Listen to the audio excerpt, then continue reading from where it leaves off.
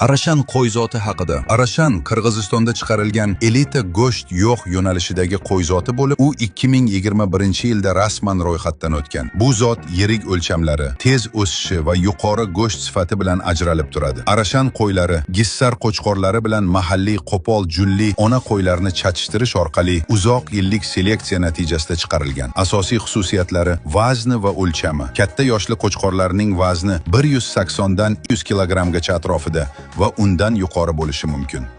Bo'yi yerdan yo'lkani teppa qismigacha 100 dan 110 santimetrgacha yetadi. Yo'nalishi go'sht yo'q yo'nalishidagi zot bo'lib, dumba yog'i va go'sht chiqimi yuqori. Eksteryeri katta va kuchli suyak tuzilishi. Uzun oyoqlar, yirik dumba, qo'pol jun. Moslashuvchanligi Arashan qo'ylari tog'li hududlarga, yozning issig'iga va qishning sovug'iga yaxshi moslasha oladi. Tez o'sishi qo'zilar tez vazn to'playdi va qisqa vaqtda go'sht uchun tayyor bo'ladi. Qo'yni toza zotli Arashan deyish uchun tashqi ko'rinishi kifoya emas, balki aniq kelib chiqishini bilish lozim. Ota-onasini va ularni kelib chiqishigacha aniq tasdiqlangan ma'lumot bo'lishi lozim.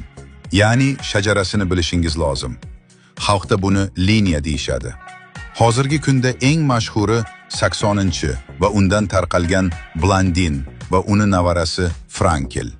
Kelib chiqishi Arashan zoti Qirg'izistonda uzoq yillik seleksiya ishlari natijasida chiqarilgan.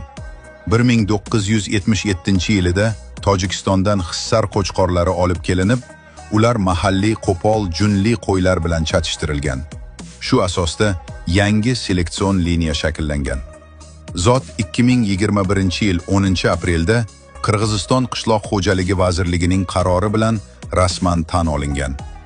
Qadri Arashan zoti fermerlar orasida quyidagi sabablarga ko'ra yuqori baholanadi. Tez o'sish, katta vazn, yuqori go'sht chiqimi, kuchli genetika.